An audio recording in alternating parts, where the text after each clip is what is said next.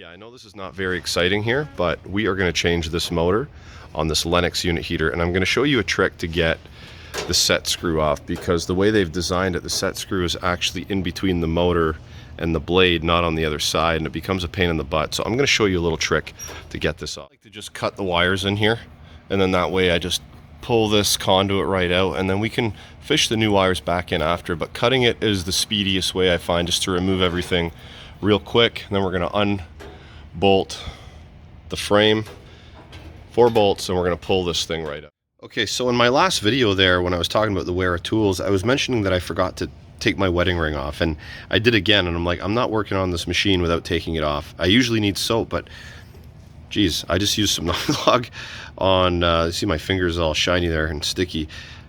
It worked like a charm to take my ring off. So there's another use. It says gasket and thread sealant, but it looks like it's a disassembly lube as well. Cool.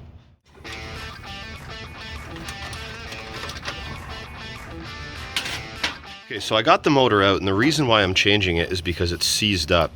And if I try to turn it with my hand, like, it's very, very tight. It's not moving freely. Like, I should be able to spin this, and it should just spin on its own.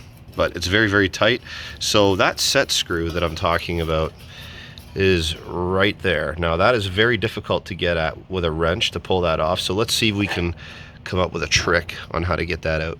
What I've used in the past is my refrigeration service wrench.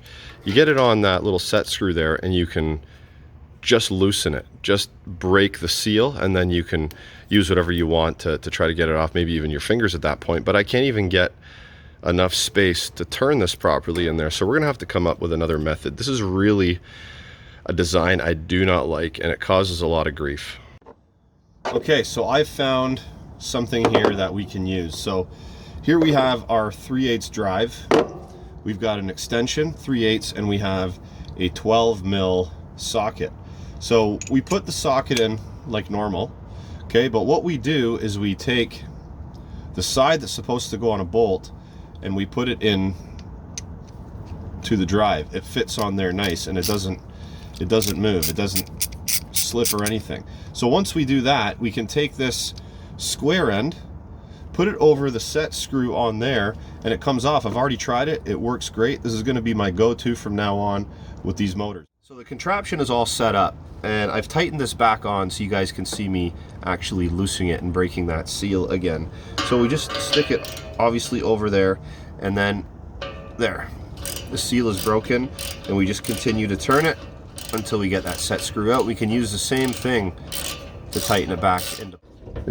If you get a wrench, so if you get a wrench on the shaft like this, and you're able to hold the shaft in place, you can start to actually just spin the blade, and eventually it'll pop right off,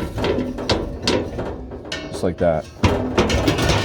Sometimes you need some lube and sometimes you need to clean it, but this one wasn't too bad.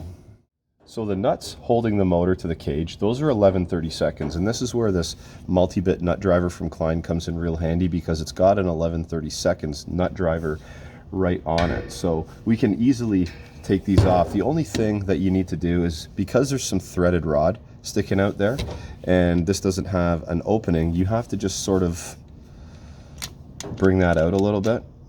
You just have to lift it off of this stem a little bit, and then it should fit right over top, and we can take those off just like that. It's always a good idea to check and make sure that we can match these motors up when it comes to specs, okay? Now this one's a 1/10, the old one, and the new one is actually a little bit bigger. It's a 1/8 horsepower. This is actually from the factory, ordered through the model number, so they must have upgraded this motor.